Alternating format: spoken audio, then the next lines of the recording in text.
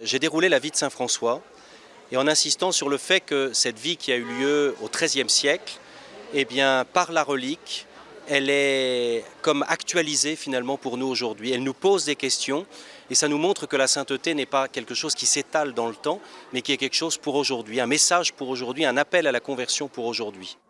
François finalement a été quelqu'un qui a découvert que c'est en ayant les mains vides, en apprenant à recevoir, qu'on était d'autant plus en communion avec Dieu.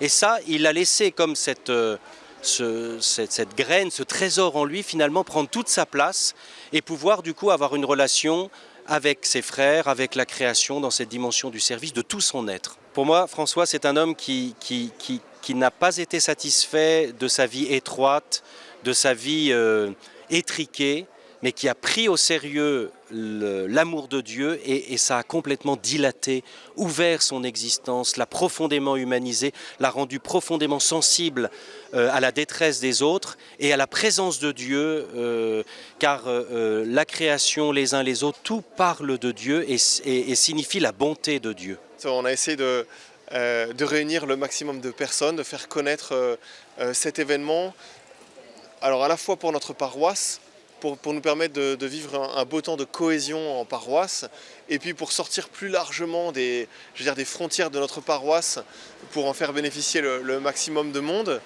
On pense que c'est l'occasion aussi d'aller vers les autres, d'inviter plus largement.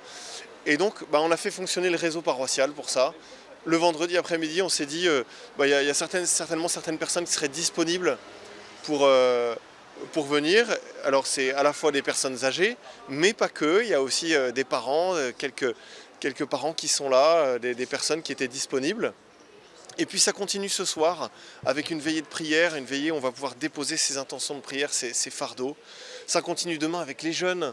Demain, c'est la rentrée du catéchisme, c'est la rentrée de l'aumônerie, c'est aussi le retour des jeunes qui sont partis au JMJ demain soir avec une belle veillée de louanges. C'est à chaque fois l'occasion en fait, de se rassembler ici pour témoigner de toutes les belles choses que le Seigneur fait dans nos vies, quoi.